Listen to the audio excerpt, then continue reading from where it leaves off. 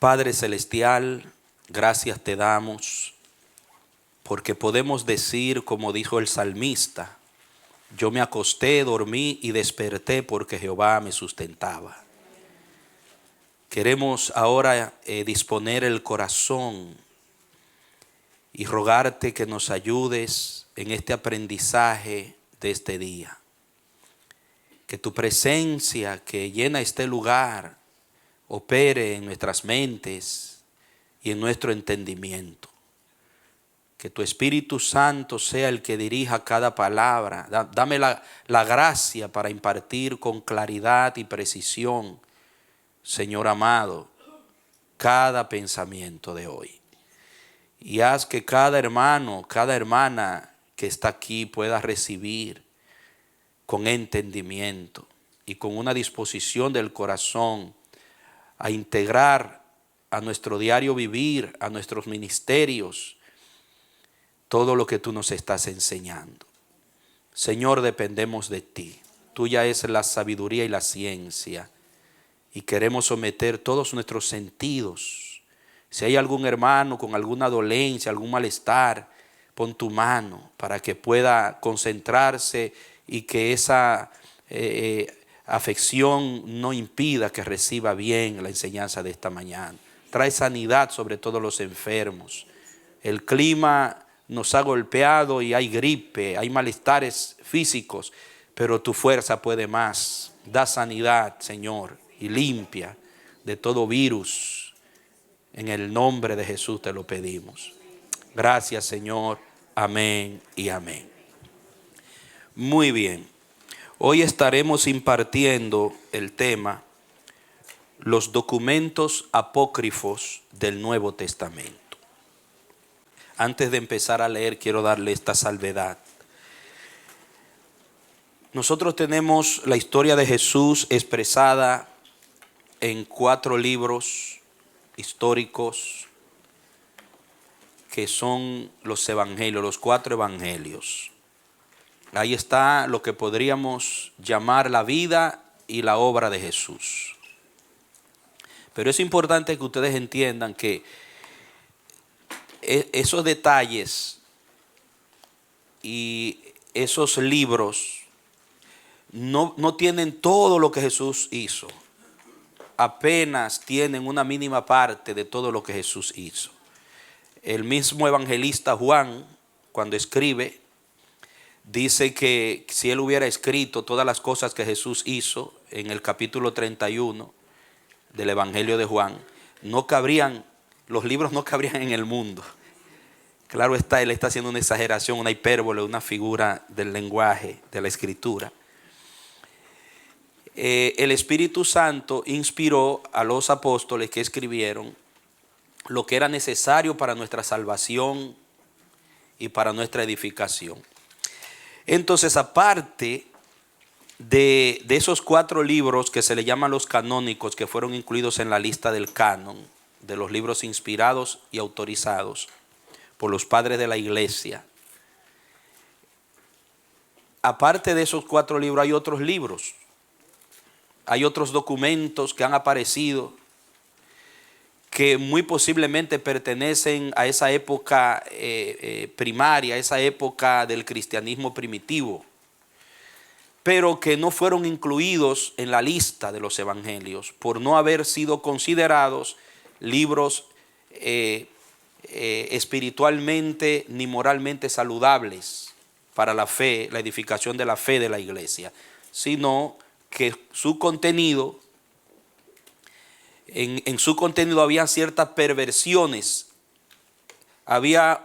se evidenciaba una corrupción de la historia que no encajaba y entraba en conflicto, contradecía lo que los evangelistas que estuvieron con Jesús y los apóstoles que fueron testigos oculares nos narran. Entonces, cuando se comparaban, no había similitud, sino que habían diferencias doctrinales, etcétera. Eso es lo que vamos a estar mirando.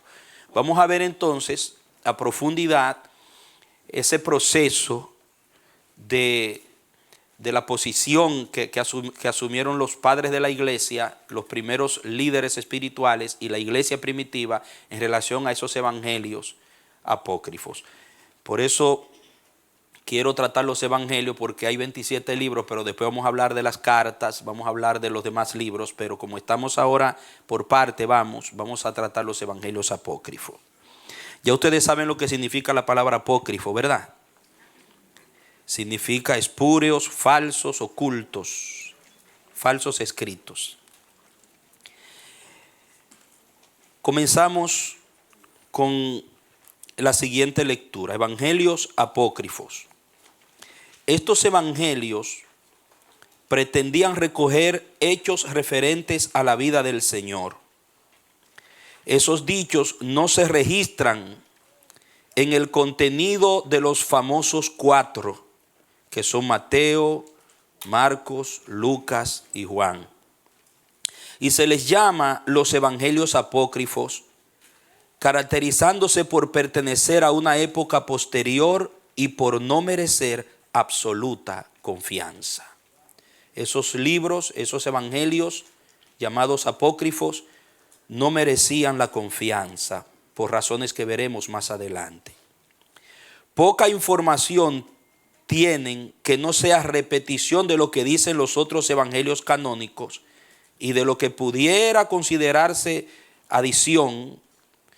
La mayor parte es notoriamente novelesco y legendario. Marquen esas dos palabras. Eso es lo que caracteriza a esos libros, esos evangelios, que hay un contenido novelesco y también legendario.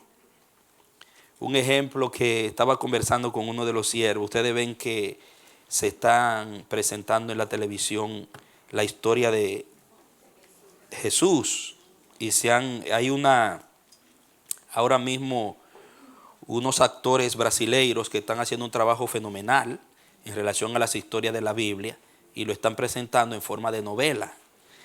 Y usted ve que en esas historias de Jesús que ellos presentan hay muchas cosas que cuadran con lo que dice la Biblia, pero hay una gran cantidad de cosas que usted se da cuenta que no están ahí. Muchas de esas cosas son tomadas de los apócrifos, porque ellos revisan todos los documentos. Ellos no dicen, bueno, el objetivo de esa novela de Jesús, porque es una novela, tiene un alto contenido de pasión. Entonces ellos no dicen, bueno, es la Biblia que queremos predicar ahí, que queremos. No, ellos quieren presentar la historia en todo su contexto histórico. Y por eso le incluyen muchas cosas, mucho contenido que usted va a ver que no están aquí. Entonces tiene que ver con estos documentos. También seguimos leyendo, dice, además denuncian por su lenguaje que fueron escritos para respaldar los puntos de vista de alguna secta en particular que, desde luego, no representaba la corriente principal del cristianismo histórico, sino que era más bien una divergencia de él o una rebelión contra él. O sea, no solamente tenían un contenido novelesco y legendario, sino que había una intención en esos escritos. Habían sido manipulados con una intención. Estaban siendo transmitidos con una intención.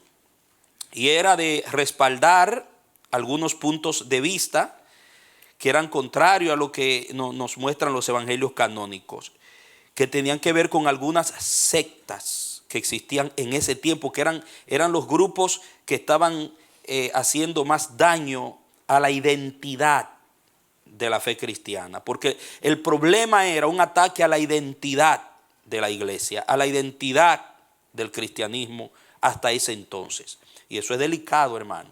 Cuando se toca la identidad, se tiende a dañar y a corromper el propósito. Si alguien daña la identidad, daña también la misión, porque se va a transferir, se va a compartir algo que no es la esencia. Y estos escritos que vamos a ver tenían un alto contenido de manipulación, contradicciones históricas que atentaban contra la identidad de la iglesia y del cristianismo que Jesucristo y los apóstoles habían dejado. Y eso hizo necesario que estos libros fueran examinados con lupa, examinados con profunda dedicación para saber si podían ser aceptados o rechazados. Y definitivamente fueron rechazados. Esas sectas de las que se habla ahí, yo quiero darle, esto usted no lo tiene, lo va a tener el próximo sábado, porque quiero leérselo y quiero toda su atención. Quiero hablarle algo sobre esas sectas que son eran las encargadas de estos escritos apócrifos, fueron en la cuna de estas sectas, que yo le voy a mencionar y le voy a describir, donde se produjeron estos documentos y se manipularon. Y eran ellas las que tenían la intención de propagar sus ideas. El docetismo era una secta que tenía que ver con los evangelios apócrifos. La palabra docetismo viene del griego dokein. Eso usted no lo tiene ahí, no lo busque en su folleto. Yo le dije para que esté atento acá. Lo va a tener con la ayuda del Señor el próximo sábado, Dios mediante. El docetismo viene de la palabra griega dokein, que significa apariencia o parecer. Eso significa dokein. O sea, docetismo viene de dokein, que significa apariencia o un parecer. Una de las sectas gnósticas del siglo I. O sea, esta secta existió en el primer siglo y era una de las sectas que tenían que ver con los evangelios apócrifos, el docetismo. ¿Qué sostenían los docetistas o los docetas? Sostenían que el Hijo de Dios, al encarnarse, había tomado un cuerpo aparente, que el cuerpo de Cristo no era físico como el suyo y el mío, era una apariencia. Decían que su cuerpo no era real, puesto que la materia es mala. Como la materia es mala, dicen ellos, y Cristo era tan puro, entonces era imposible que pudiera tener un cuerpo físico, material como el nuestro. Y esto lo propagó y lo enseñó un tal Cerinto, que era un judeo cristiano en Asia Menor de la era cristiana y era contemporáneo con el apóstol Juan. Recuerde eso. Cerinto era contemporáneo con el apóstol Juan, que escribió el Evangelio de Juan, escribió primera, segunda y tercera de Juan y el Apocalipsis. Entonces Cerinto era uno de los que se dedicaba a enseñar este pensamiento acerca de Jesús. Continuó leyendo. Él sostuvo que el mundo no fue creado por Dios, Cerinto. Él dice, el mundo no fue creado por Dios, sino por un poder maléfico. Oiga bien, Cristo fue un mero hombre, nacido de José y María, que al bautizarse en el Jordán, fue convertido por el Espíritu Santo en el gran profeta. Pero el Espíritu de Dios lo dejó antes de ir al Calvario, volviendo a ser un mero hombre que murió en la cruz abandonado de Dios. El apóstol Juan enfrentó esta herejía en su evangelio. Por ejemplo, Evangelio de Juan, capítulo 1, verso 1. Vamos a ir poniendo los textos para que usted vea, va a entender un poco hoy el contenido y el porqué del contenido del Evangelio de Juan y de Primera de Juan. ¿Qué dice ahí? En el principio era el Verbo, y el Verbo era con Dios, y el Verbo era Dios. O sea que Juan está hablando de la persona de quién era Jesucristo. ¿Por qué Juan enfatiza que era el Verbo? Porque el Verbo, el Logos, como se le llamaba, era considerado por Cerinto y los que creían como él creía, como la fuerza, la idea, la palabra sabia que dio origen a todo lo que existe.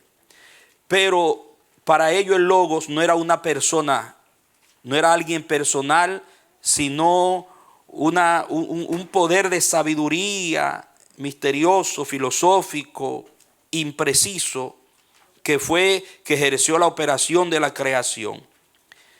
Y al Logos, ellos no le daban al Logos un carácter moral, personal, sino que era una fuerza neutral.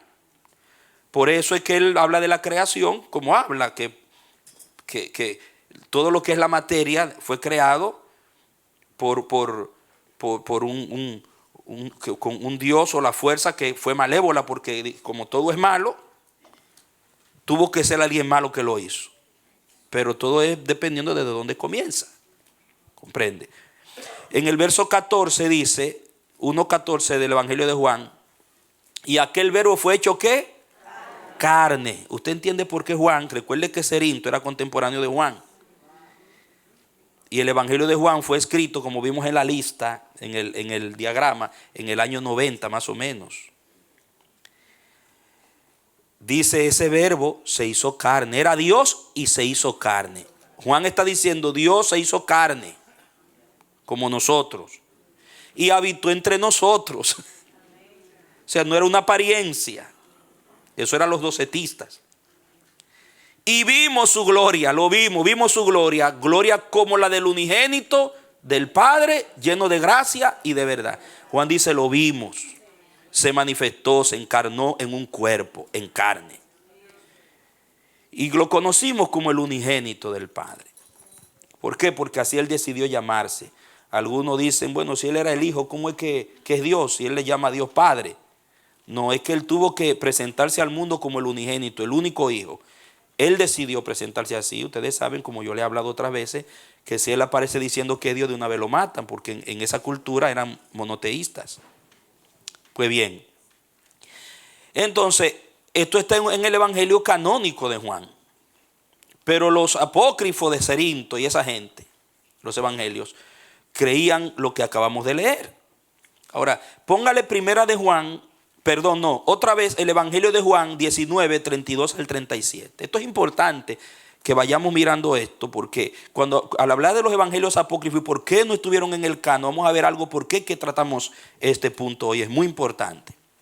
Dice, vinieron pues los soldados y quebraron las piernas al primero y asimismo al otro que había sido crucificado con él. Mas cuando llegaron a Jesús, como le vieron ya muerto, no le quebraron las piernas. Pero uno de los soldados le abrió el costado con una lanza y al instante que salió, sangre y agua. O sea, Juan dice, eso no era una apariencia. Porque Juan no solamente está escribiendo para narrar a los cristianos de ese tiempo, a la iglesia y a los cristianos de la posteridad, la historia de Cristo, sino estaba contrarrestando una corriente herética que estaba atentando contra la identidad del cristianismo, de la iglesia. ¿Por qué? Porque el que tergiversa la persona de Cristo daña la identidad de la iglesia. Si cualquier secta, cualquier ideología, cualquier espíritu a ti te cambia tu imagen acerca de quién es Jesucristo, cómo estuvo en la tierra, te daña tu identidad como cristiano. Porque nuestra identidad es la de Jesús. Lo que somos se desprende de quién es Jesús. Nunca olviden eso. Por eso es que ustedes ven, voy aplicando la historia, que una iglesia, para sostener su doctrina, tiene que presentar a un Cristo que encaje dentro de su doctrina. La iglesia que se fue, la iglesia histórica que sobreenfatizó la pobreza, endiosó la pobreza, divinizó la pobreza, se fue al otro extremo, te presenta un Cristo pobre, un Cristo que era como un miserable. Ahora, y la iglesia que se fue al otro extremo de la prosperidad, de las riquezas materiales, te presenta un Cristo rico. ¿Ustedes me entienden? Pero hay un balance en el Cristo real que está en los evangelios. Ese es el Cristo en el que la iglesia cree, en el que está descrito en los evangelios canónicos. Y por eso fue que los apóstoles confrontaron, especialmente Juan en su tiempo, estas corrientes ¿Por qué? Porque atentaban contra la persona de Cristo, y atentar contra la persona de Cristo es atentar contra la identidad de su iglesia, de su pueblo. Entonces dice, ¿qué salió? Póngame el texto otra vez: sangre y agua. O sea que no hay duda de que era un cuerpo físico, dice Juan. Dice, pero uno de los soldados les abrió el costado con una lanza y salió sangre y agua. Siguiente texto. Y el que lo vio, ¿da qué? ¿Quién da testimonio? Oiga eso. ¿Por qué usted cree que Juan dice eso? Y el que lo vio, está hablando el que lo vio. Eso no nos da la veracidad de que el evangelio de Juan fue escrito por un testigo ocular. Dice Juan, yo lo vi, no era una apariencia. Y su testimonio es verdadero. Y el que sabe que dice la verdad, y él sabe que dice la verdad, para que vosotros también creáis.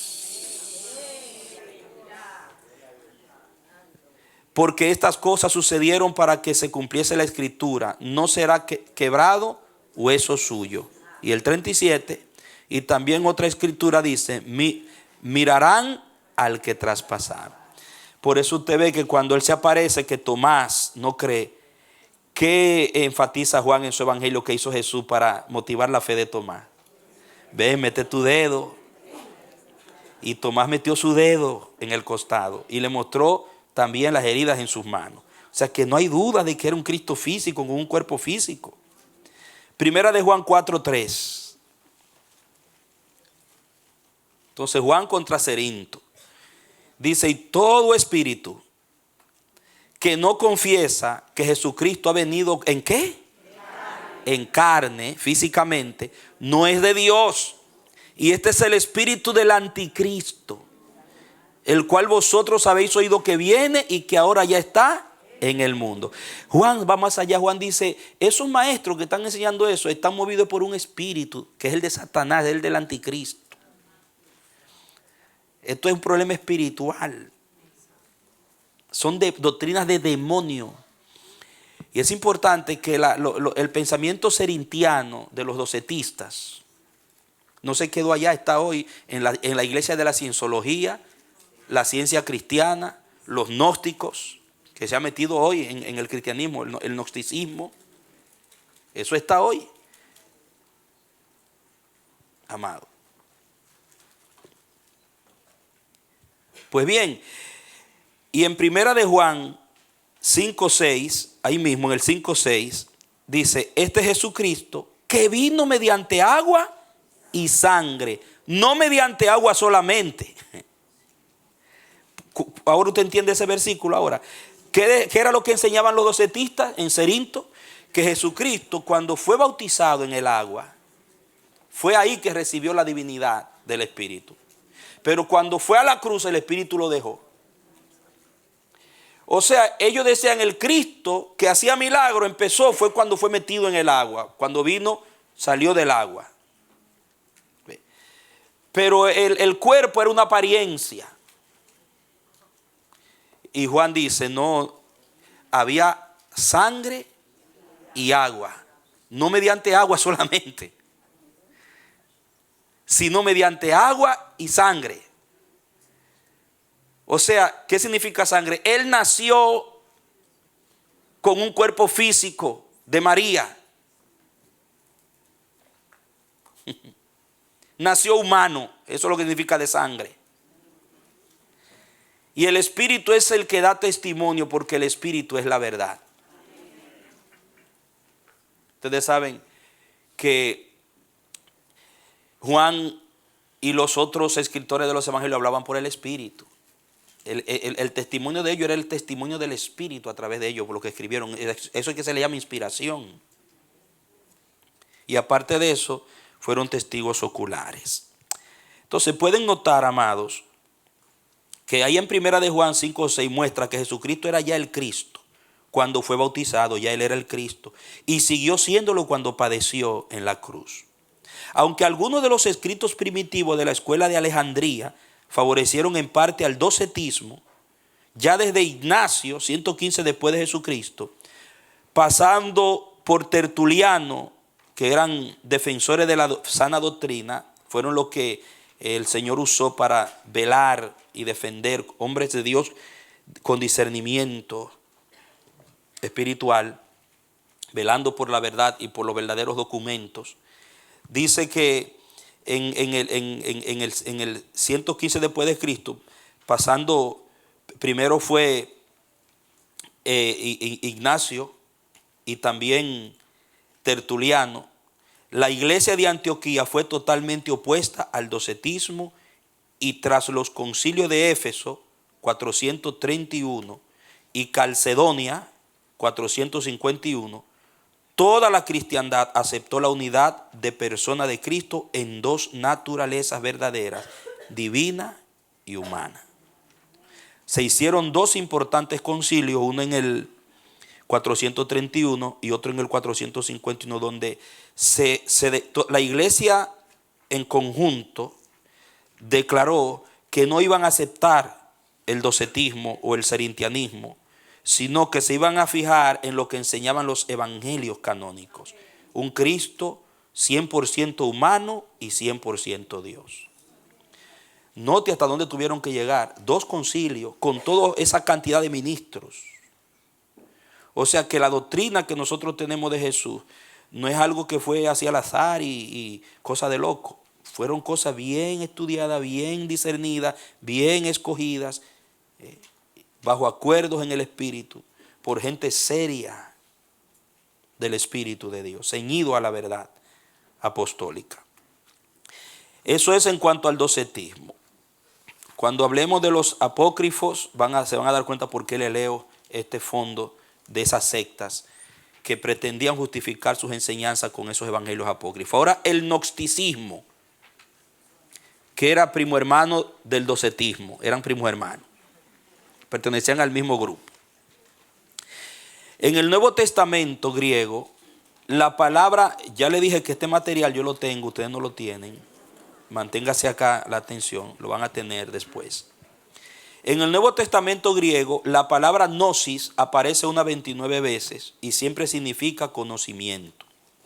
La Reina Valera del 2009 lo traduce como ciencia 21 veces y 8 veces como conocimiento. De ahí viene la palabra gnóstico, los gnósticos o gnosticismo.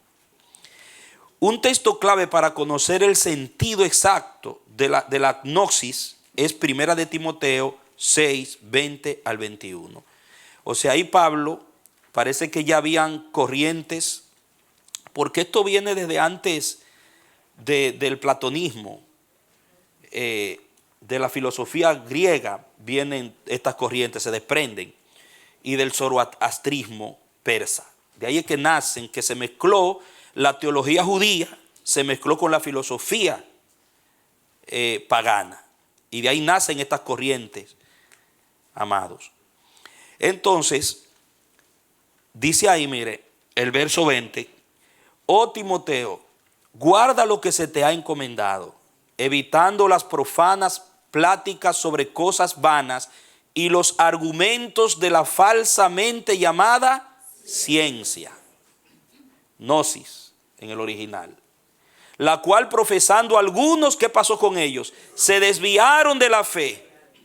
La gracia sea contigo, amén. Esa palabra, el texto anterior, hay una palabra que, mire, dice argumentos, en el original griego es antítesis. Las doctrinas, Pablo llama a las doctrinas escritas o enseñadas que corrompían la veracidad de la persona, la obra y las enseñanzas de Jesucristo. Pablo la llamaba antítesis. O sea, estaban opuestas a la corriente del Espíritu, la enseñanza que el Señor le había dado al pueblo, a su iglesia. Ahora, la postura de la iglesia, le dice Pablo a Timoteo, y tu postura ante esa antítesis es mantenerte en lo que tú has aprendido. Mantente ceñido con la verdad y aferrado a la verdad. Entonces él menciona la falsamente llamada ciencia, que es gnosis, de donde vienen gnósticos. Muy bien. Luego continuamos. Dice que es en la primera epístola de Juan en donde las alusiones al gnosticismo herético son más claras y manifiestas. Atendiendo bien a los escritos de Juan, podemos notar las características específicas del gnosticismo, tanto en sus vertientes docetas como en sus vertientes cerintianas. Miren lo que contenía, escuchen bien esto, lo que pensaba el gnosticismo, de quien tenía una gran parte el docetismo también. Tenían una visión pesimista de la materia, los gnósticos, o tienen, porque todavía existen. Dicen que la materia es mala y por tanto no puede provenir de un Dios bueno, sino de un demiurgo, así le llamaban filosóficamente. Y un demiurgo era un demonio. Demiurgo significa demonio. Y ese demiurgo actuando a la par de Dios en la creación del universo. Oiga cómo la filosofía platónica, aristotélica, etcétera, presentaban el origen de la creación.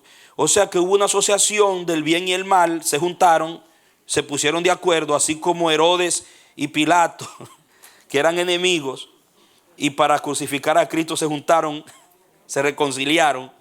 Así parece que cuando se iba a hacer la creación, el diablo se juntó con Dios y dijeron, vamos a hacerla juntos, para que tenga una parte mala y una buena. Esa es la filosofía de los gnósticos. Y ellos le llaman a la parte mala, que no necesariamente es un ser personal, el demiurgo o demonio. Dice que junto con Dios actuaron en la creación para llevar a cabo el universo. Y también dice que ese demiurgo puede actuar tratando de destruir también la obra de Dios, introduciendo el mal en el sistema. O sea que ellos están de acuerdo que el demiurgo puede ser destructivo. Pero ¿qué dice Isaías 44:24? Que porque la doctrina de Cristo tiene su origen en el judaísmo, claro, con una aplicación en la gracia, y la doctrina de la iglesia, de los apóstoles, tenía su base en el Antiguo Testamento, las enseñanzas. No así la filosofía greco-romana, que mezcló los pensamientos paganos en Alejandría y en los lugares donde estaban las escuelas filosóficas, y crearon una construcción, una estructura de pensamiento que afectó una parte de la iglesia y produjo esos documentos apócrifos. Por eso ustedes ven que cuando Apolos va a la iglesia y está predicándole, dice que predicaba con una soltura y un conocimiento. Priscila y Aquila lo toman aparte y le trazan más claramente el camino de Dios. Lo han leído en Hechos, porque Apolo venía de la escuela de Alejandría y traía pensamientos que tenían que ver con estas cosas. Y estaba mezclando la doctrina. Y dice, no, espérate, muy lindo, eres tremendo, pero hay algunos puntos que queremos que tú aclarar. Se cuidaba la doctrina. Se cuidaba la identidad de la iglesia. ¿Qué dice Isaías 44:24? Dice, así dice Jehová, tu Redentor, que te formó desde el vientre, yo Jehová, que lo hago todo, que extiendo solo, ¿cómo? Solo, no acompañado, extiendo solo los cielos, que extiendo la tierra por mí mismo.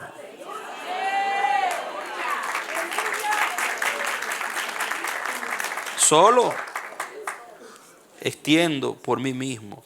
Deja ver cómo dice esta versión que tengo yo aquí, me gusta. Allí no había ningún demiurgo y nada de esas cosas. Dios mismo está hablando, hermano. 44:24 dice, así ha dicho el Señor, tu Redentor, el que te formó desde el vientre, yo el Señor. hago todas las cosas. Yo solo despliego los cielos y extiendo la tierra. Dice mi versión, sin la ayuda de nadie. Dice la versión mía. ¿Qué le parece? Y en el Génesis 1:1 dice, en el principio creó Dios los cielos y la tierra. Según los gnósticos,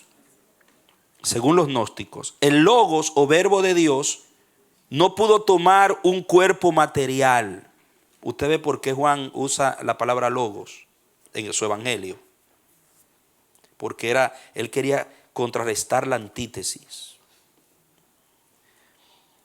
Él dice, ese logo era una persona, era Cristo, era Dios hecho hombre y se hizo carne, físico. Pero los gnósticos pensaban que el logos o verbo de Dios no pudo tomar un cuerpo material.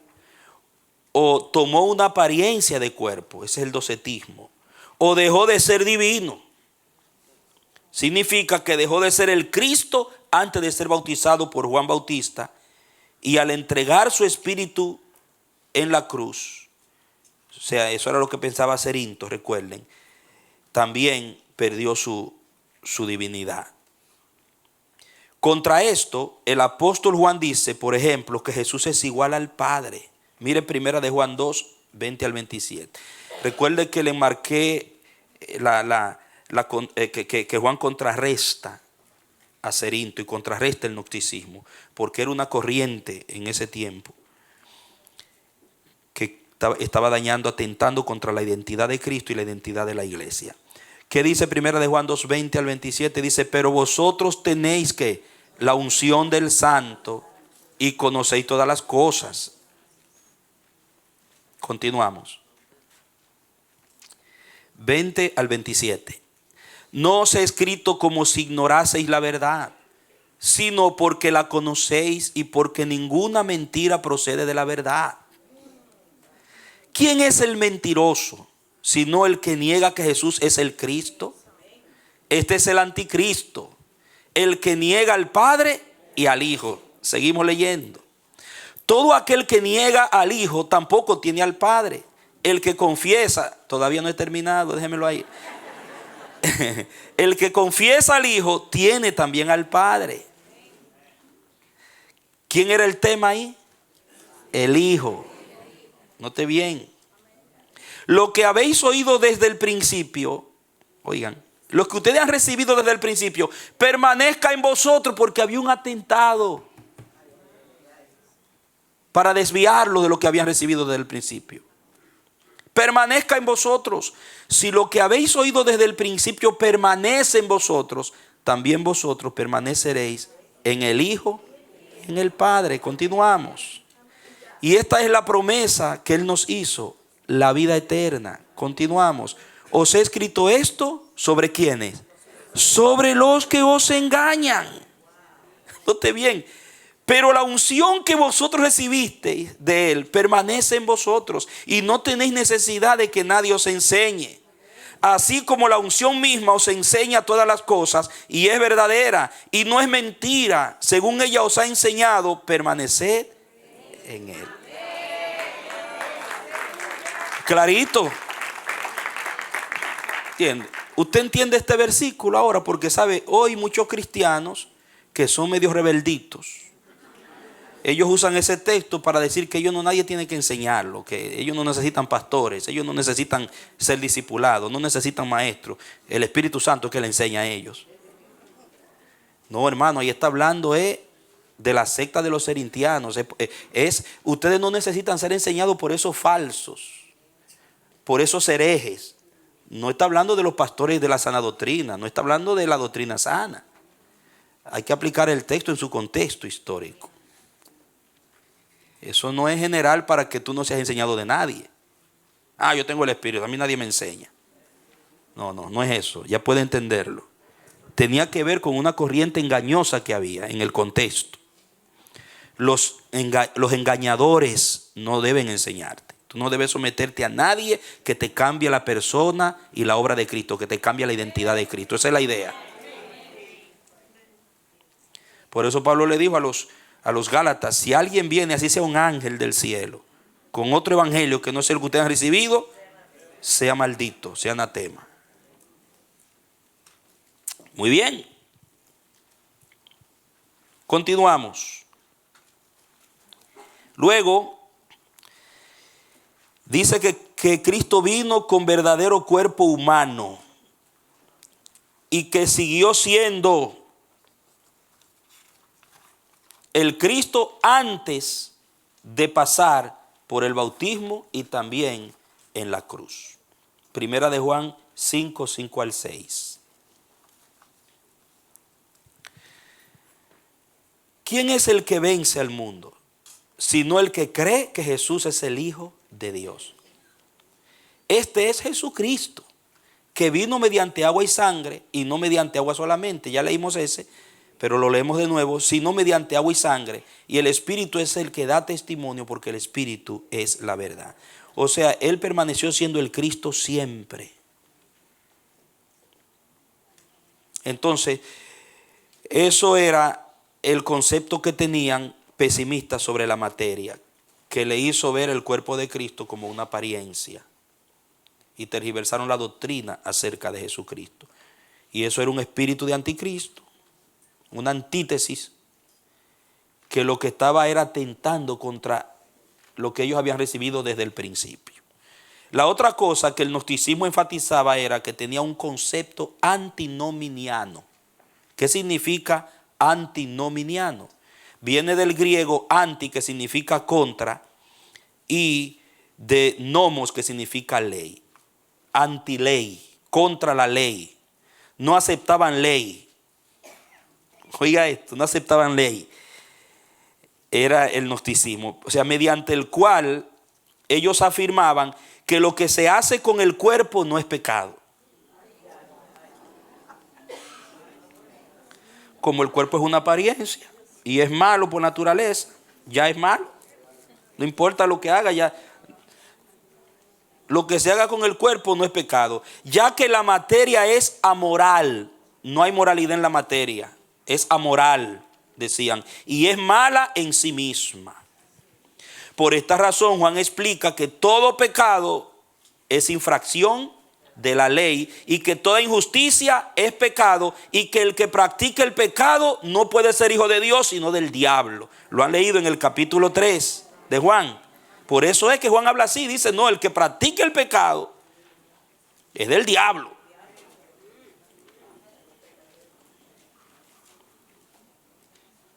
Porque la doctrina de los gnósticos enseñaba que el cuerpo no peca, amado.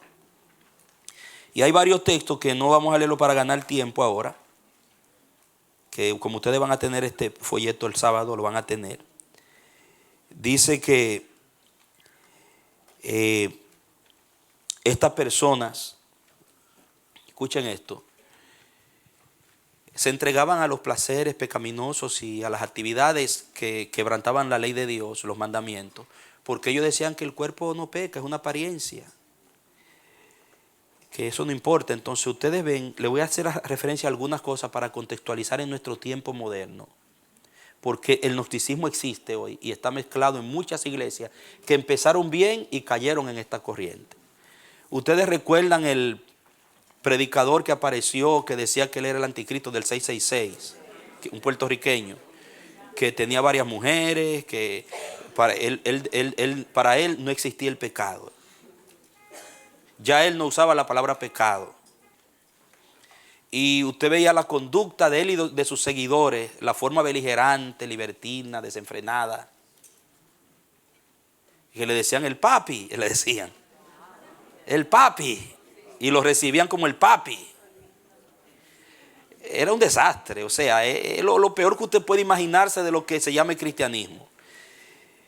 Era porque este hombre se metió en las doctrinas gnósticas y como no tenía un fundamento claro de la identidad de la iglesia primitiva, de la historia de la iglesia y de Cristo, se dejó llevar por la corriente. Ese hombre antes era un predicador de la sana doctrina y miren cómo terminó. Diciendo que el cuerpo no pecaba. Yo conocí, cuando viajaba a hacer misiones a Venezuela, un hermano que en la iglesia que él iba, después se cambió de iglesia por esto que le pasó, que su esposa, el pastor estaba teniendo relación con su esposa. Me van a disculpar porque tengo que describirle esto porque muchas cosas están pasando, pero se deben a los pensamientos que están dominando las doctrinas hoy que se están metiendo en la iglesia.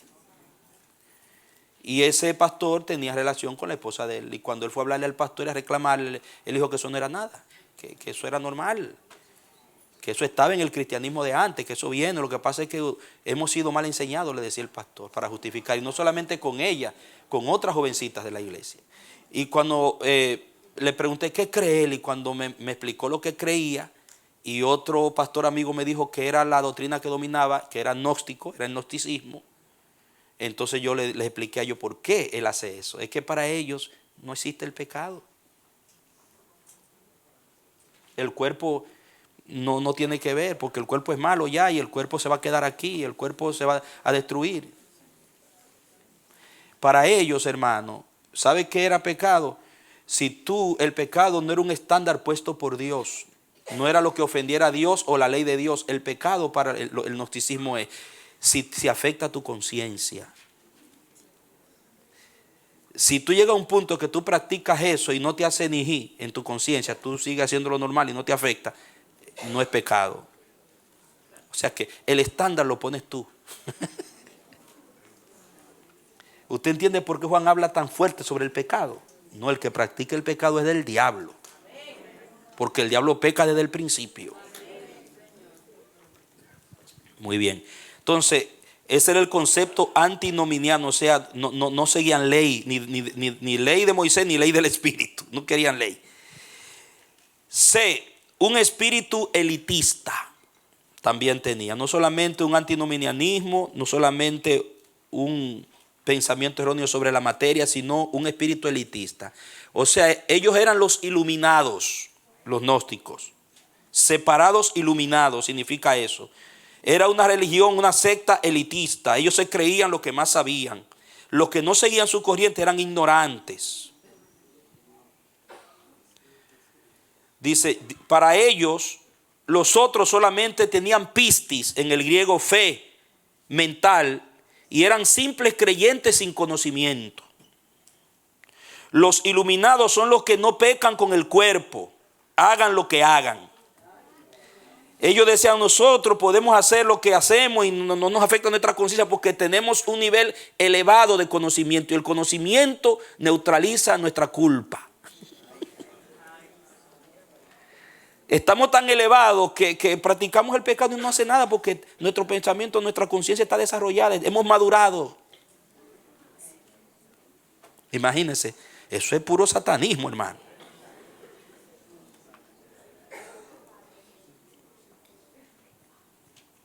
Entonces, los iluminados son los que no pecan con el cuerpo, hagan lo que hagan. Por eso leemos, mire primera de Juan 1, póngalo ahí, 5 al 7. Mire, este es el mensaje que hemos oído de él y os anunciamos. Dios es luz, dice Juan, y no hay ninguna tinieblas en él. Siga. Si decimos que tenemos comunión con él y andamos en tinieblas, mentimos y no practicamos la verdad. Pero si andamos en luz, como él está en luz, tenemos comunión unos con otros, y la sangre de Jesucristo su Hijo nos limpia de todo pecado. Y mire el 8, póngalo. Si decimos que no tenemos pecado, está haciendo referencia ¿a qué? A la doctrina gnóstica. Nos engañamos a nosotros mismos y la verdad no está en nosotros. Luego dice, si confesamos nuestros pecados, Él es fiel y justo para perdonarnos nuestros pecados y limpiarnos de toda maldad. O sea, si admitimos que hemos fallado y que hemos pecado y lo confesamos, Él nos limpia y nos perdona, porque es contra Dios. Y dice, Dios es luz. ¿Cómo yo puedo decir que tengo comunión con ese Dios y ando pecando? Dice Juan. La verdad no está en mí, Él es luz, y si yo estoy en luz tengo que caminar en luz. Pero era un concepto moral, espiritual del Dios al que le servimos, que se manifiesta en nuestra conducta. Pero para los gnósticos y los docetas no existía norma moral en cuanto a lo material. Muy bien. Entonces, pensaban en base a sus doctrinas que todo creyente verdadero, por tener dentro de sí el Espíritu Santo, saben todo lo necesario y conveniente sin necesidad de que ninguno los enseñe. Eso era lo que Juan le enseñaba a la iglesia para que se cuidaran de los engañadores. Pues ese tal es un engañador. Y que nadie ha visto jamás a Dios, pero el amor a Dios y a los hermanos capacita a todos los creyentes verdaderos a permanecer en íntima y recíproca comunión con Dios. Primera de Juan 4, 12 al 16, póngamelo ahí.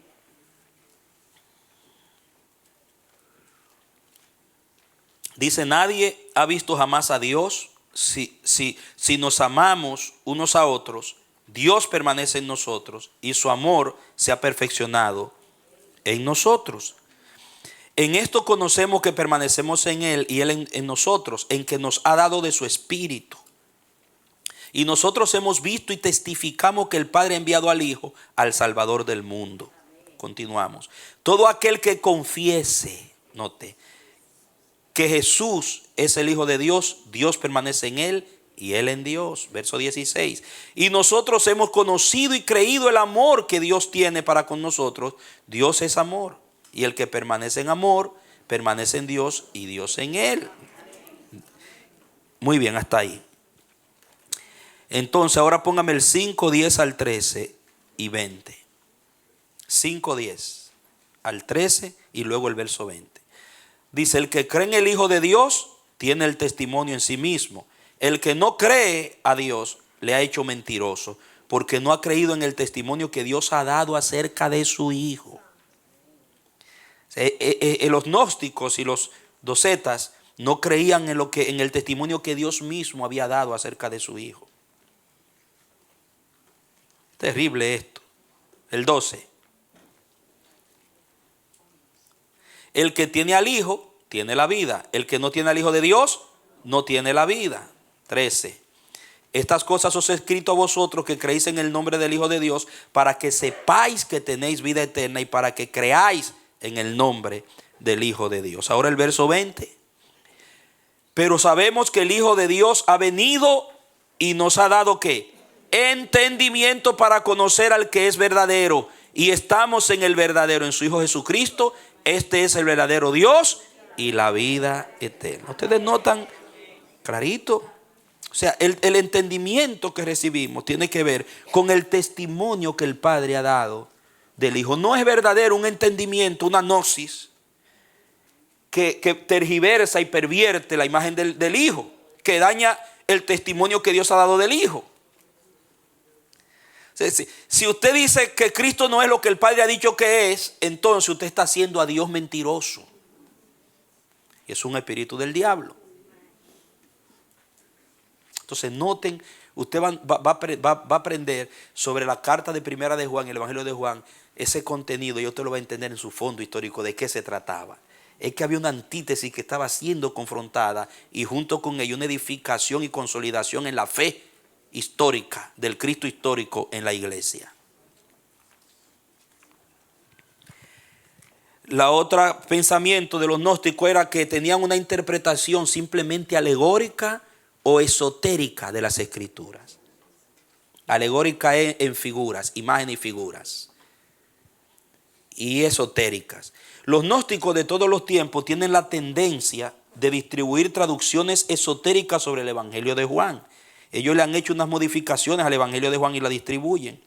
En esas iglesias de la cienciología y de la ciencia cristiana y de los gnósticos, usted va a conseguir los libros de ellos, los evangelios, pero interpretados y traducidos de acuerdo a la doctrina de ellos. Y especialmente en el Evangelio de Juan han cambiado casi todo lo que Juan enseñó contra ellos. Por eso ellos hicieron su propio canon.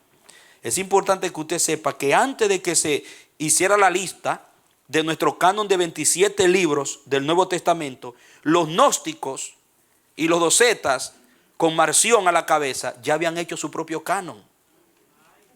El canon docetista y gnóstico fue primero que el evangélico. Y eso fue lo que llevó a los padres decir, pero espérate, estamos dormidos, tenemos que ponernos serios con esto, porque esta gente ya tienen una lista de libros alterados y lo están propagando, y nosotros tenemos que asegurarnos qué es lo que vamos a creer y cómo vamos a asegurar la identidad de lo que Cristo y sus apóstoles dejaron. Y ahí fue donde comenzaron a trabajar en la lista de los 27 libros y de los 4 evangelios canónicos. Mire usted, porque el diablo trabaja y el diablo siempre quiere adelantársele a Dios. ¿Usted sabía eso? Y él piensa que está adelantado, pero es que Dios le da gabela. Gabela es que vete adelante, que yo te agarro en el camino, en la curvita yo te agarro.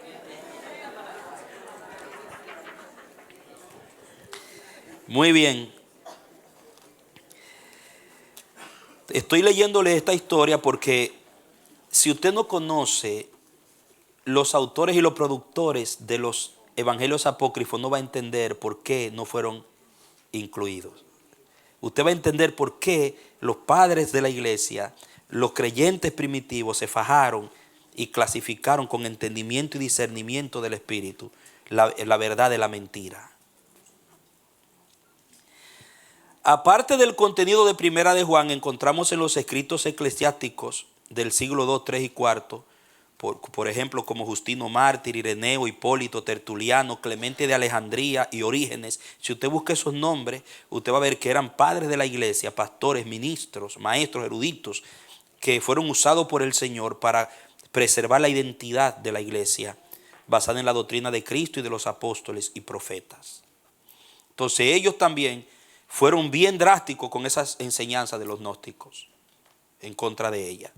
Finalmente, los aspectos esotéricos y elitistas de los gnósticos merecieron de parte de los escritores eclesiásticos mencionados el más fuerte rechazo, pero sus aspectos metafísicos sobrevivieron de una forma u otra en grupos heréticos, como por ejemplo los albigenses franceses del siglo XIII después de Jesucristo, y los adictos a la ciencia cristiana, que también sostienen algunas de las ideas gnósticas. Entonces usted va a ver que todavía, como yo le decía, existen enseñanzas y grupos gnósticos en nuestros tiempos, y hay mucha metafísica, hermano, metido en muchas iglesias hoy. Amado. Y por último le voy a hablar de Marción, que fue el que agarró el liderazgo de esos grupos y formó el canon. Marción. Este hereje del siglo II, o sea, aproximadamente del año 80 al 160 vivió Marción, después de Jesucristo. Se crió en Sinope del Ponto, donde parece ser que su padre era obispo. Y al mismo tiempo Marción era un rico constructor de barcos. Era rico Marción, que llegó a fundar iglesias rivales, oiga, iglesias rivales de las iglesias de Roma. Fue a Roma ofreciendo a la sede romana una respetable suma de dinero, y parece que logró un obispado allá comprado en Roma por una ofrenda que llevó. Y dice que en el año 144 fue puesto fuera de comunión a causa de sus enseñanzas y se le devolvió el dinero que había dado. Espérate. Porque se daba que la persona era una persona que aceptaba las condiciones de la iglesia y daba una buena ofrenda y agarraba peldaño, porque todo eso existía desde el principio y sobre todo en Roma. En el oriente era más difícil porque se manejaban las cosas en otros niveles de integridad, pero en el occidente, las iglesias, en la cultura político romana, desde el año segundo en adelante se ven comportamientos de negocios en la iglesia, donde los encumbrados y los que estaban en buena posición muchas veces ganaban influencia por sus ofrendas. Pero cuando se trató de la doctrina, aunque había dado una ofrenda, había escalado, dijeron, no, hasta aquí, espérate, ya, esto. Y lo excomulgaron y le devolvieron su dinero. A lo mejor él dijo, pues deme mi plata, entonces, quién sabe, la ofrenda que yo di, devuélvemela. Que Marción no era fácil, hermano. Y usted sabe, No todos los ricos son así, pero el que es rico generalmente piensa que puede comprar todo, hasta el cielo, con su riqueza. Marción rechazó el Antiguo Testamento diciendo, ella no aceptaba el Antiguo Testamento, diciendo que no era un libro cristiano, y coleccionó su propio canon del Nuevo Testamento, que consistió en una versión abreviada del Evangelio según Lucas. ¿Qué hizo con Lucas? Él le sacó todo lo que no convenía a su doctrina a Lucas y lo abrevió. Y así hizo con todos los otros libros. Y 10 epístolas de Pablo, pues excluyó las pastorales, no aceptó las epístolas pastorales, porque a Marción no lo mandaba a nadie. Él se mandaba a él. Su teología era sabio, él era gnóstico. Era sabio, la sabiduría que él tenía era mayor que todos. Su teología consiste en una serie de contradicciones entre el Antiguo y el Nuevo Testamento.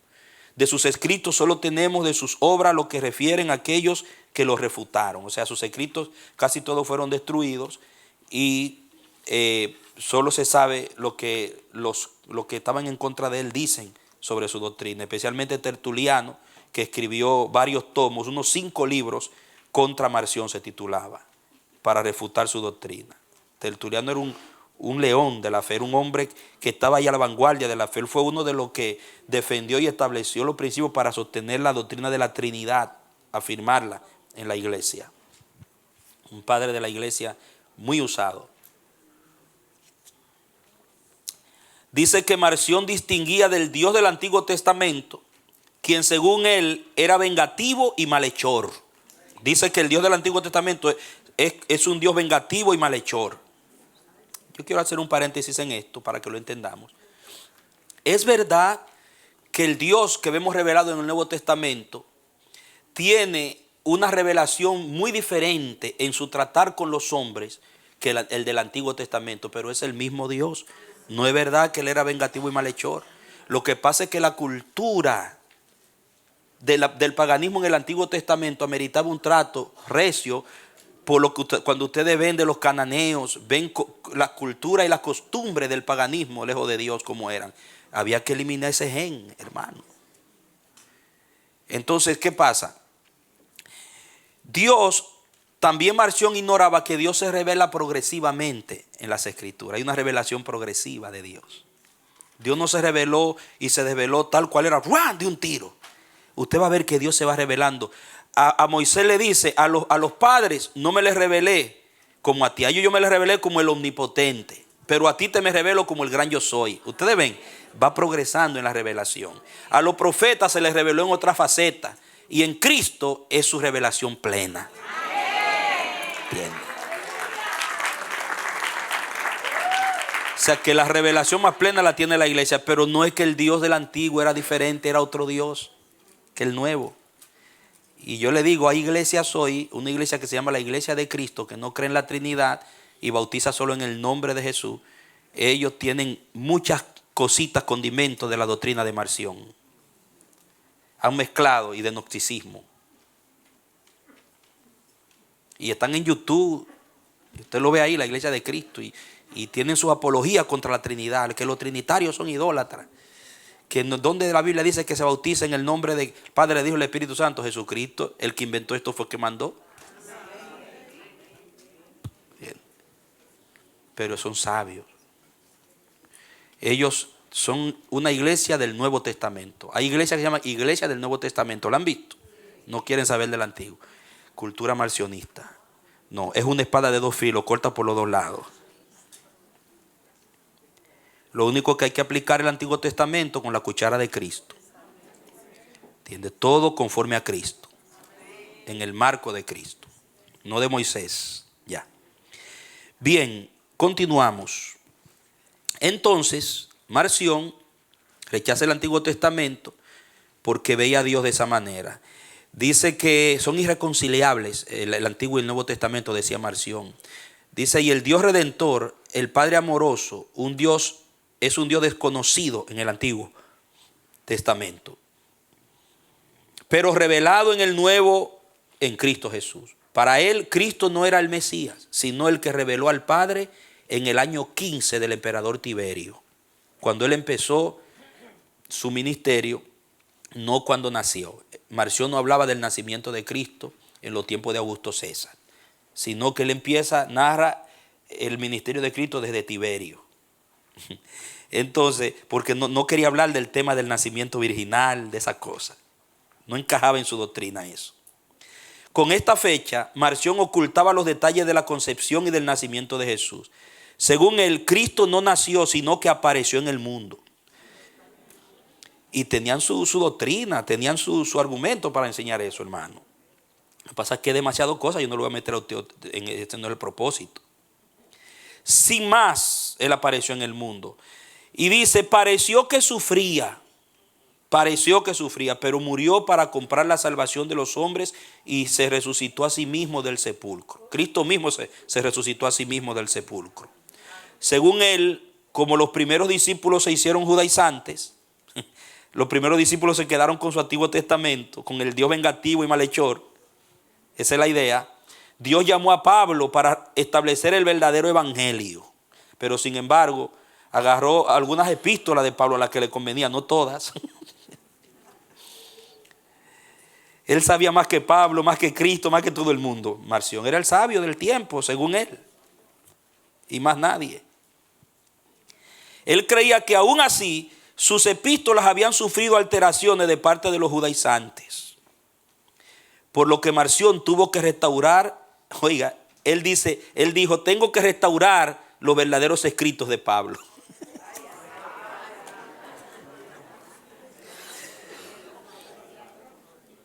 ¿Usted se da cuenta por qué era necesario que hubiera un canon?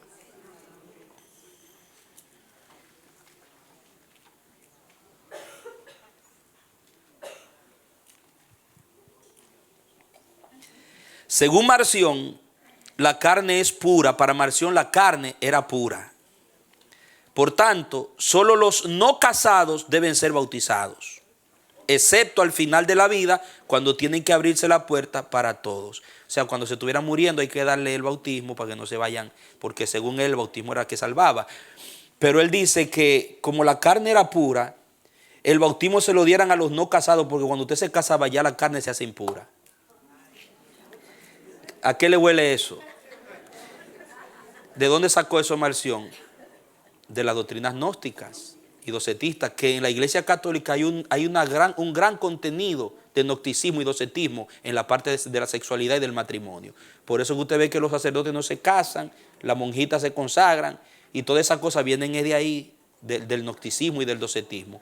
Porque hubieron tiempo, a mí cuando chiquito me llegaron a enseñar personajes católicos y maestros católicos que el pecado de Adán y Eva fue el sexo. ¿A cuánto no le enseñaron eso aquí? Que fue el sexo, hasta que yo conocí la verdad en la Biblia. Yo sé cómo se iban a reproducir si no era por la relación sexual. Entonces Marción decía, mientras no se casen, bautícenlo, porque la carne está pura todavía. Pero si se casó, pobrecito ya. Cuando esté muriendo se lo bautizan. Qué terrible. La salvación es de pura gracia. No existe ninguna ley. Eso es gnosticismo. Y en la comunión no debe usarse el vino, sino solamente agua, según Marción. Los padres de la iglesia reaccionaron. No solo refutaron sus heréticas enseñanzas, sino también aceleraron la formulación del canon. Oiga, 3 cosas aceleraron: la formulación del canon, la formulación de un credo y una organización de la iglesia de acuerdo con las enseñanzas del Nuevo Testamento. Los padres se reunieron, los maestros sanos que estaban ceñidos a la enseñanza de los evangelios canónicos y de los escritos de los apóstoles, y dijeron, tenemos que definir esto, porque ya este asunto, el marcionismo, el docetismo, el gnosticismo, están llenando de literatura y se están metiendo en la iglesia.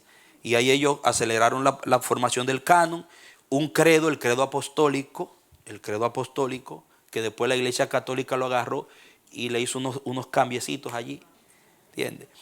Pero, y organizaron la iglesia de lo que tiene que pasar. Miren, yo cuando leía esto, yo pensé en lo siguiente. Yo dije, en nuestros tiempos, Pastor Santiago, hace falta algo así. Miren, la iglesia ha perdido tanto su identidad hoy. Y por ahí salen ministros, que ellos mismos se hacen ministros, y están predicando unos disparates, y todo el mundo hablando lo que quiere, y eso donde quiera. Y a veces yo me pregunto, ¿dónde están los ministros de Dios? Los hombres de Dios que están en la verdad, que están guardando la enseñanza apostólica, la enseñanza de Cristo, que mantiene la pureza de la iglesia. Hace falta como un sínodo, hace falta como algo que oriente la iglesia hacia el verdadero reino de Dios. Que agrupe a los verdaderos ministros y le trace a la iglesia, amados míos, una ruta de verdad.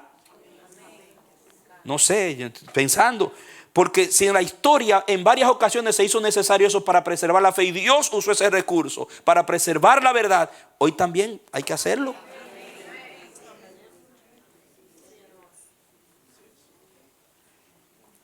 Porque hay muchos hombres de Dios que están predicando la palabra, la doctrina sana, pero están por ahí uno en un rinconcito, otro en otro rinconcito, otro por allá. Y de verdad, usted le pregunta hoy al cristiano promedio qué es la fe cristiana, qué es el reino de Dios, y no le sabe decir. Explícame quién es Jesucristo, por ejemplo, a un cristiano. Pregúntele, ¿quién es Jesucristo para ti? A ver qué le contesta. Porque no hay identidad. Entonces la razón fundamental de formar ese canon, de levantar ese credo, todo en torno a Jesucristo, a la persona y la obra de Cristo, y de organizar la iglesia alrededor de eso, es que para los primeros padres de la iglesia, los ministros de Dios, era muy importante la identidad de la iglesia y de la fe cristiana. Ellos pensaban, como le dije hace un rato, que quien tergiversaba y opacaba y pervertía la imagen y la obra de Jesús, dañaba la identidad de la iglesia. Porque la identidad de la iglesia es Cristo Jesús y su enseñanza. Muy bien, habiendo leído este material, ahora vamos al folleto que usted tiene. ¿A qué hora es el receso? En media hora, a las 11:30. Vamos a ir ahora ahora usted va a entender mejor la cuestión de los apócrifos.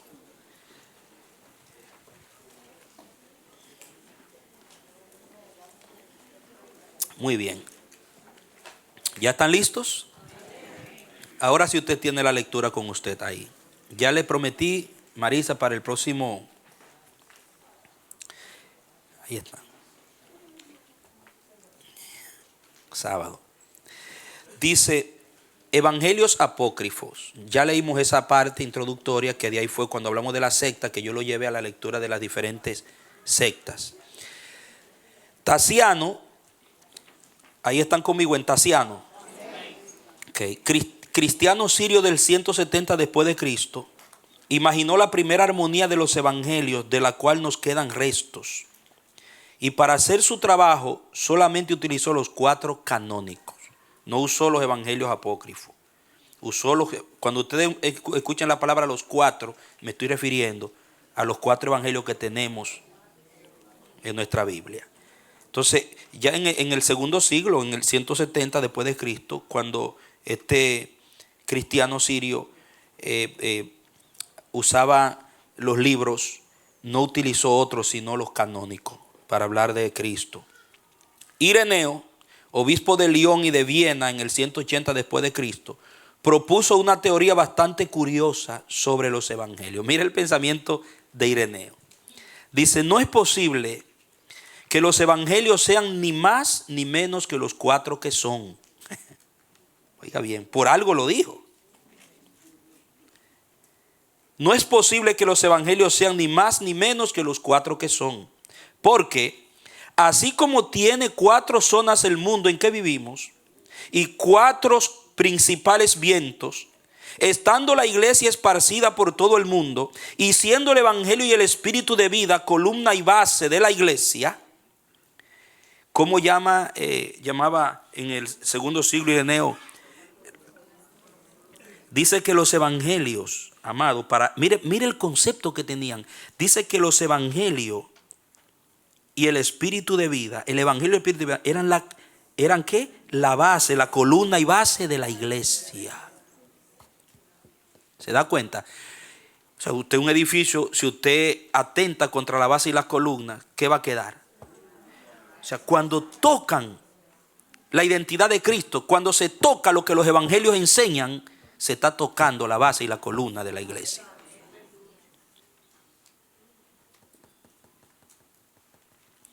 Entonces, siempre el espíritu del error, el espíritu de Satanás, la doctrina de demonios, siempre a quien van a atacar es a Cristo y su obra.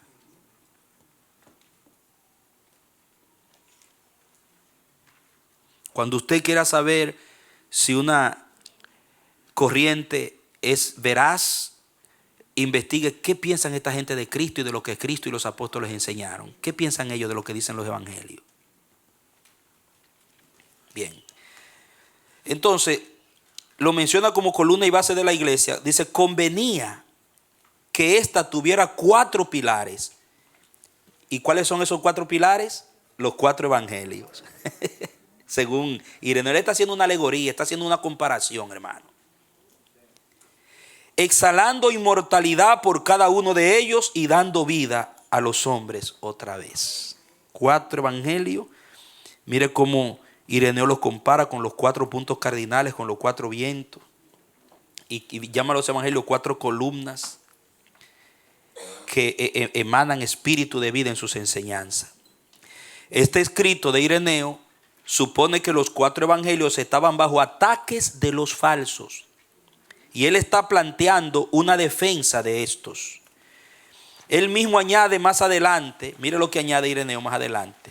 Volteé la página 2. Muy bien. Él mismo añade más adelante lo siguiente, dijo Ireneo, dice, sino que nada más estos evangelios son verdaderos y dignos de confianza. ¿Qué creía Ireneo? Que solo esos 4 evangelios canónicos eran verdaderos y dignos de confianza. Y no se puede aumentar ni disminuir su número. Amado, en el 180 de la era cristiana. Como ya lo he demostrado por números y semejantes argumentos. Esto fue tomado de nuestro Nuevo Testamento por Mary Stenney, página 160 a 162. Los dichos de Jesús fueron contados por 40 años antes de que se pusieran por escrito en el Evangelio de Marcos y en los demás evangelios. Es posible que Marcos los presentara agrupados porque anteriormente ya otros cristianos habían hecho el trabajo de agrupar colecciones de historias similares. Antes de llegar a Marcos, ya estas historias formaban un conjunto de historias que los cristianos utilizaban en sus comunidades de fe.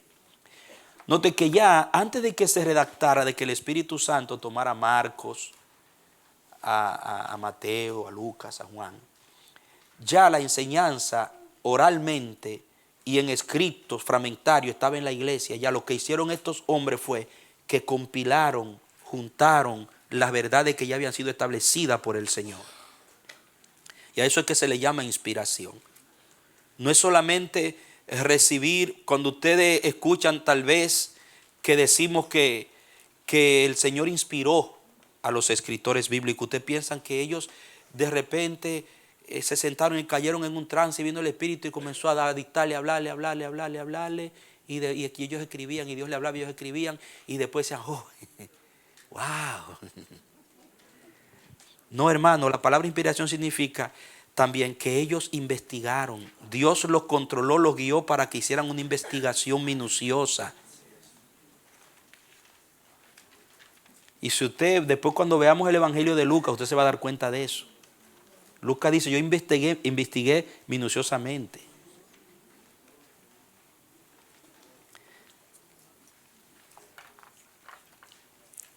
Continuamos. Es importante saber que aparte de los 4 evangelios canónicos existieron otros que pretendían ser divinamente inspirados. Aquí entramos a los evangelios apócrifos. El evangelio de Tomás presentaba una colección diferente de los dichos de Jesús, bajo la terminología de Jesús dijo, o fulano le preguntó, y Jesús le respondió. Dicho evangelio se cree fue escrito a mediados del primer siglo. Incluso algunos piensan, que hasta antes de los 4 evangelios canónicos.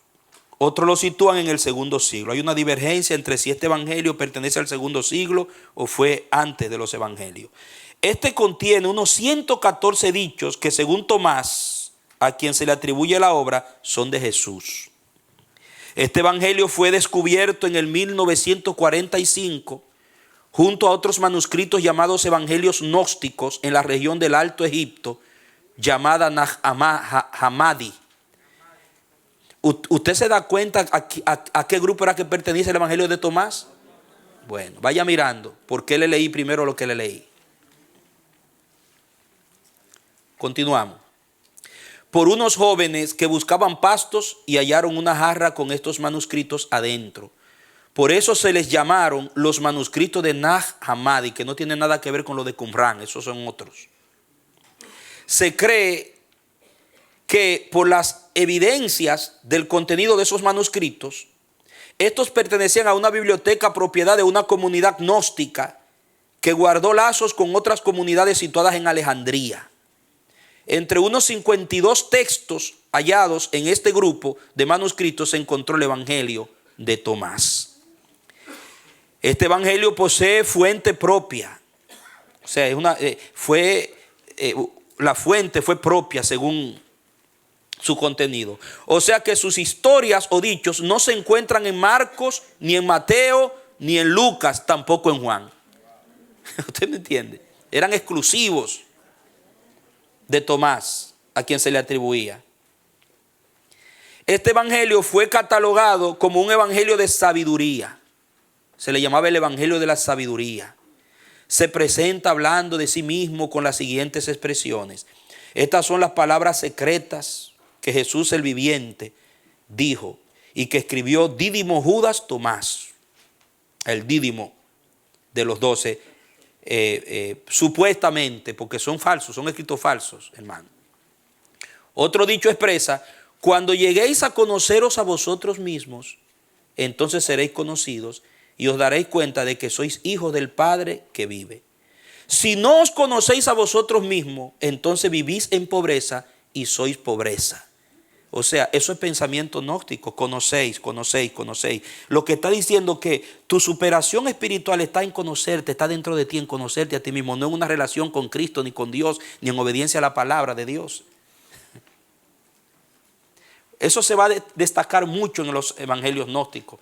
El secreto de la sabiduría, la gnosis, la superación por ti, de descubrir quién eres. ¿Ok? Note bien eso. Una profesora llamada Nicolás Denzi Lewis, al referirse a este evangelio, dijo lo siguiente. Es cristiana ella, dice: el Jesús del evangelio de Tomás, el Jesús presentado en el evangelio de Tomás, parece sugerir que un lector que contiene la gnosis adecuada puede convertirse en realidad no en un cristiano, sino en un Cristo. Cuando se lee todo el evangelio de Tomás, lo que está implicado es que usted puede llegar a ser igualito a Cristo en su poder, hacer los milagros que él hizo, caminar sobre las aguas, todas esas cosas. Y eso es la enseñanza de la metafísica, de la cienciología, de la ciencia cristiana, que usted puede convertirse en un titán. Cristo era un titán, de ahí que viene la palabra titán, que era como un dios. Usted puede superarse. Ellos creían no que Cristo nació siendo Dios, ni es Dios hecho carne, sino que Cristo se superó hasta llegar a ser quien Él fue, por la gnosis, por estudiar, por conocimiento. En lugar de poner su fe solo en Jesús, o sea, usted se convierte en un Cristo por conocerse a sí mismo, en lugar de ser por su fe en Jesús. Se alienta a los lectores a buscar a su Cristo dentro de ellos mismos, dentro de ellos, para encontrar la salvación. Y ahí está la referencia de donde se saca esta información. El evangelio de Pedro. Ya vimos el de Tomás, ahora vamos a ver el de Pedro. Había un evangelio de Pedro también. Este evangelio, también atribuido al apóstol Pedro, no gozó de autoridad canónica. Es una historia de la pasión y la resurrección narrada ficticiamente por Simón Pedro. En este relato, la crucifixión es presentada según la creencia doceta. ¿Cuál creencia? Ya usted sabe que era el docetismo. ¿Entiende por qué le leí eso primero? Según la creencia doceta. Y tomaron 2 malhechores, esa es la narración, y crucificaron al Señor entre ellos. Mas él se callaba, como quien no siente sufrimiento alguno. ¿Eso es lo que revelan los evangelios? No, los evangelios canónicos. No, al Señor sintió dolor. Cuando usted ve la agonía de él en la cruz, le dieron a beber ¿qué? Eso era una especie de anestesia para tratar de calmarle el dolor y el sufrimiento, la agonía. ¿Ok? Dice que parecía, o sea, que quien no siente sufrimiento alguno. Evangelio de Pedro 4:1. La expresión que enfatiza como quien no siente sufrimiento alguno es una pretendida intención docetista, doctrinal, que creían que el cuerpo de Cristo era una apariencia y no un cuerpo físico como el nuestro.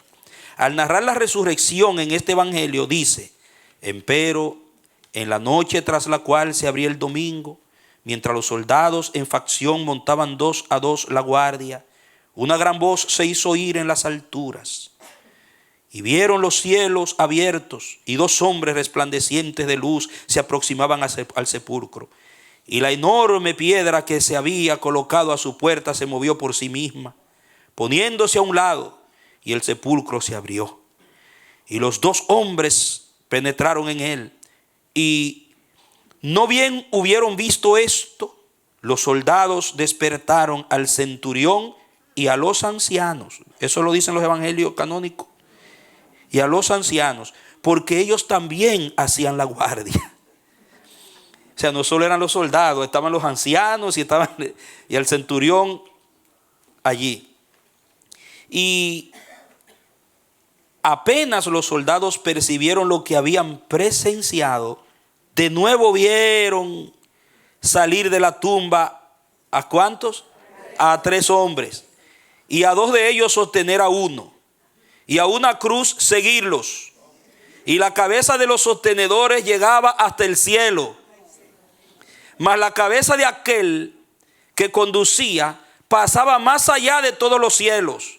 Y oyeron una voz que preguntaba en las alturas: ¿has predicado a los que están dormidos? Y se escuchó venir de la cruz esta respuesta: sí. Evangelio de Pedro 10, 1 al 8. Ay, Padre Santo. Ustedes ven, amados, cómo se exageran las historias. ¿Ah? Ya usted puede ver la exageración de esta historia de Pedro. Es importante notar que ahí se habla de cosas que no se hallan en los canónicos. Se exacerba la historia. Una exageración increíble. Y habla de que le predicó a los muertos. En Primera de Pedro habla de eso, pero es en un contexto interpretativo diferente a lo que ellos suponían. ¿Ok? Pero es importante notar la profunda exageración de las narraciones en los apócrifos. Dice que al leer este relato, continúe leyendo conmigo, me van a disculpar porque estoy agripado. Y a los que van a ver esto también por el internet les pido disculpas, porque este invierno ha sido muy raro y muy golpeante para nosotros. Muy bien. Pero nada nos detiene en el nombre de Jesús. Al leer este relato gnóstico podemos notar una exageración y una amplia especulación en el relato. Los especialistas en la interpretación y la crítica textual bíblica prefirieron una regla literaria de las más antiguas que dice que, oiga la regla que tenían, que era: el relato más breve es generalmente el más antiguo. Ellos comparaban los relatos para distinguir entre un falso y un verdadero, y ellos se dieron cuenta que generalmente los falsos relatos exageraban mucho. Que el relato original te daba la historia equilibradamente, balanceadamente, sin añadir ni quitar. Esto fue papapán. Pero lo falso tendían a florear y a llevar la cosa a un nivel para hacerlo más interesante. ¿Okay? Y miren, oiga, esa es una tendencia que viene del mismo Satanás. Cuando usted ve que a usted le presentan una verdad, un predicador viene con mucho lujo, con mucho floreamiento, un maestro le florea mucho la enseñanza y con muchas ilustraciones, usted póngase cachirulo, pare la oreja. ¿Entiende? Cuando le quieren presentar la verdad adornada con mucha exageración, muchas cosas. No, la verdad se presenta en el poder del Espíritu, en la autoridad de Dios. Puede ser que usted utilice una ilustración, tenga un poco de gracia, pero no floree tanto la verdad. La verdad no necesita flores. Entonces, en la falsedad siempre va a haber exageración. Por ejemplo, todo lo que es falso, imitación, siempre va a tener una proyección más exacerbada. Se la van a poner más bonito, como el diablo todo lo pone más bonito, para que usted crea que es mejor. Un ejemplo, usted ve sin discriminar ni ninguna intención, una mujer verdadera, usted ve cómo camina una mujer verdadera, cómo se comporta, pero un homosexual usted ve que eso se rajado, eso es una cosa del otro mundo. Perdóneme, pero es que esa es la realidad. Usted ve cómo camina uno que piensa que es que no es y coge más cuadres que la verdadera. Si se maquilla también, bota la bola. Si no, obsérvelo para que usted vea, le estoy mintiendo. Todo lo falso tiende a ser exageración.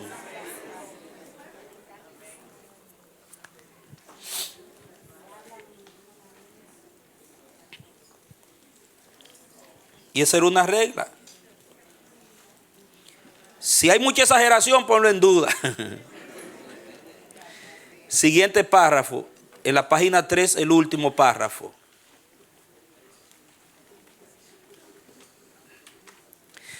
Bueno, vamos a terminar el segundo párrafo. Dice: el relato más breve generalmente es el más antiguo. De esta regla podemos inferir que el relato del Evangelio de Pedro es posterior de los evangelios canónicos. Los evangelios canónicos eran más antiguos que lo que decía este evangelio supuesto de Pedro. Las iglesias que formaron el canon rechazaron el evangelio de Pedro. ¿Por qué? Porque tenía orientación doceta. Ellos tenían la antena puesta. Donde quiera que vean docetismo, gnosticismo o marcionismo, decían: espérate, aquí hay docetismo metido.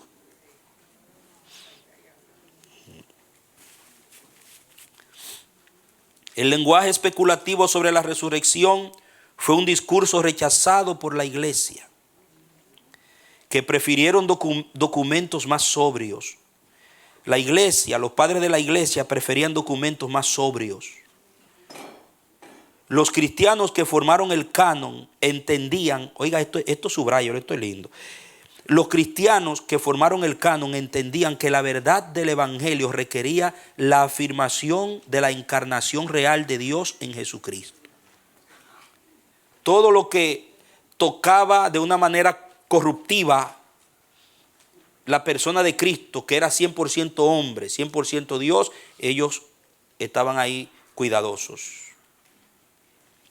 Por ejemplo, Eusebio de Cesarea, en su historia eclesiástica, se refiere al evangelio de Pedro con las siguientes palabras. Mire cómo este padre de la iglesia, Eusebio de Cesarea, en su historia eclesiástica, se refiere a este evangelio de Pedro. Sabemos que no ha sido incluido en manera alguna por la tradición entre los canónicos, pues ningún escritor eclesiástico antiguo o contemporáneo se sirvió de testimonios procedentes de tales obras. Historia eclesiástica 3.2. O sea, Eusebio dice que nunca fue usado el evangelio de Pedro por la iglesia tradicional, amado, ni fue aceptado como libro canónico. Eso es en cuanto al evangelio de ¿quién? De Pedro. Ya vimos el de Tomás y vimos el de Pedro. Ustedes vieron algo del contenido que tienen esos evangelios. Vamos a ver el evangelio de la infancia de Jesús según Santo Tomás. El evangelio de la infancia. un relato enmarcado en el principio de la misericordia y la solidaridad con los pobres. A mí esto me hizo reír. Dice, otra vez, en la época de la siembra, el niño salió con su padre para sembrar trigo en su campo y mientras su padre sembraba, el niño Jesús sembró también un grano de trigo. Y una vez lo hubo recolectado y molido, ya el trigo nació, ya lo cosechó y lo molió. Una vez lo hubo recolectado y molido, obtuvo 100 medidas y llamando a la granja a todos los pobres de la aldea, les distribuyó el trigo y José se quedó con lo que aún restaba. Y Jesús tenía 8 años cuando hizo este milagro, el milagro del trigo, le llamaban. Evangelio de la Infancia 12, 1 al 2. A continuación, otro relato relacionado con su carácter, refiriéndose a un acto de malcriadeza de Jesús, por el cual algunos le han llamado el malcriado divino.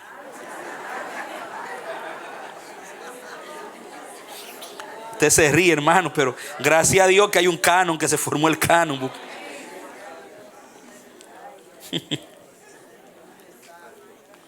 Seguimos leyendo. Viendo José que el niño crecía en edad y en inteligencia, y no queriendo que permaneciera iletrado, lo llevó a un segundo maestro. Y este maestro dijo a José, le enseñaré primero las letras griegas y luego las hebraicas, porque el maestro conocía la inteligencia del niño.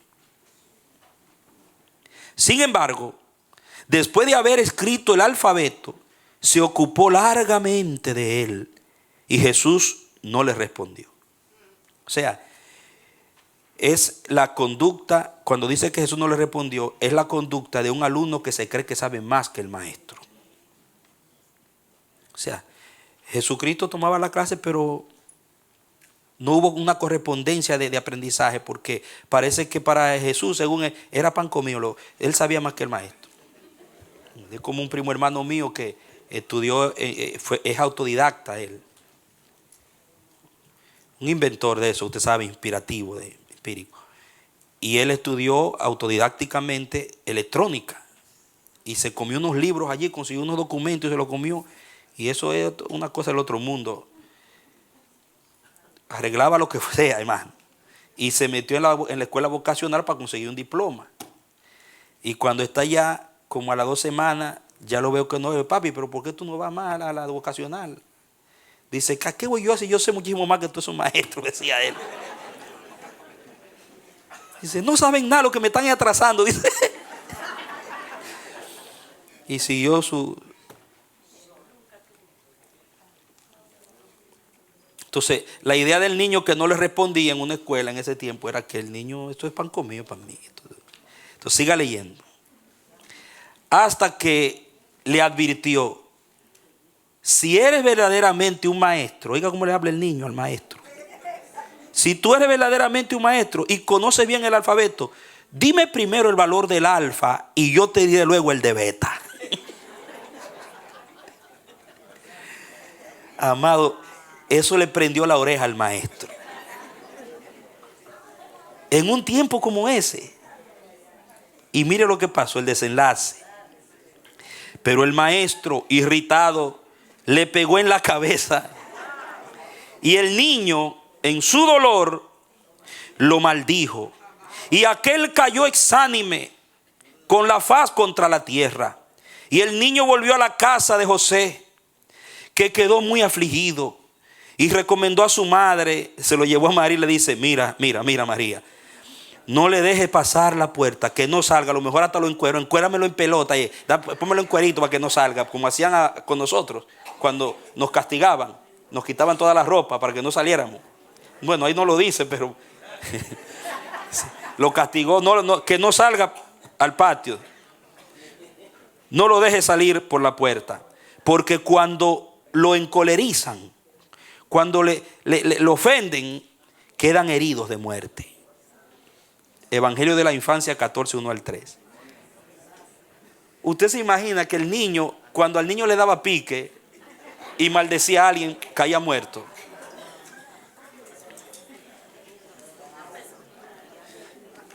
¿Era o no era necesario hacer la lista de los canónicos?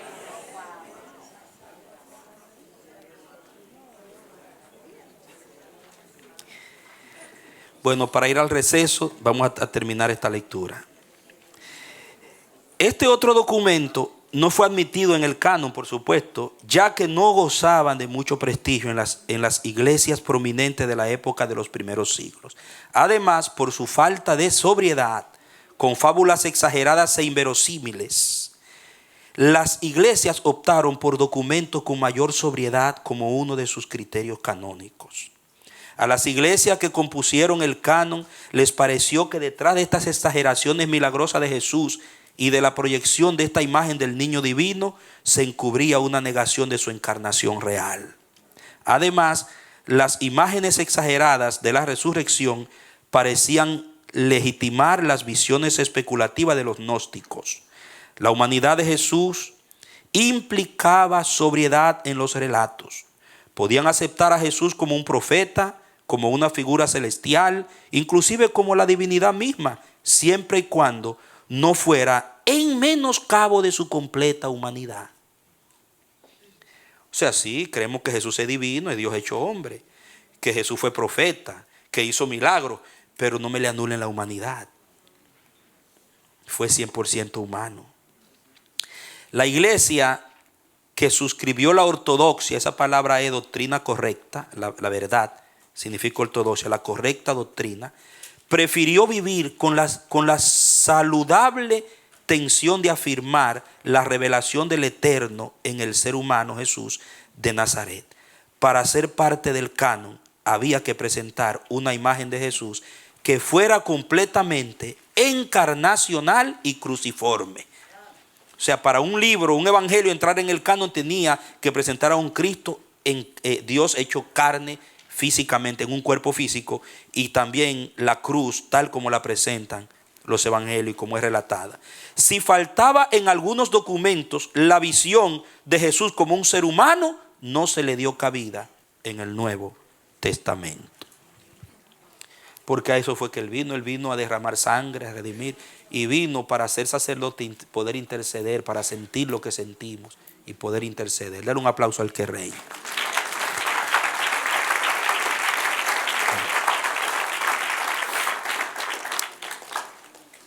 Vamos a orar y a tomar este receso. Vamos a tener 15 minutos y luego regresamos fiel y puntualmente a continuar con estas enseñanzas. Padre, gracias por este tiempo. Gracias por habernos ayudado en las lecturas que hemos impartido. Ahora danos un tiempo de relax y oxigenación de la mente y que tú continúes guiándonos en todo lo que vamos a continuar haciendo. En el nombre de Jesús. Amén y amén. Dios le bendiga.